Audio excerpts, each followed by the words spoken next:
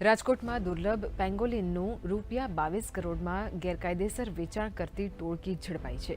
તેઓ ગીરના જંગલમાંથી પેંગોલિનની તસ્કરી કરીને મોટા શહેરોમાં વેચાણ કરતા હતા। શેડ્યુલ 1માં આવતું પ્રાણી દુર્લભ હોવાથી લાખો રૂપિયામાં સોદો કરાય તે પહેલા જ પકડાઈ ગયા છે, જેમાં રાજકોટ એસઓજીએ ઓપરેશન પાર પાડી આખી ટોળકીને ઝડપી વન વિભાગને સોંપી છે।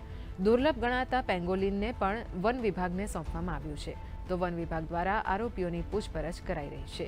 વન્યજીવના સંરક્ષણનો પ્રશ્ન હતો, જેના અનુસંધાને રાજકોટ શહેર એસઓજી પીઆઈ ટીમ દ્વારા આ વ્યક્તિને રાઉન્ડ અપ કરવામાં આવ્યો।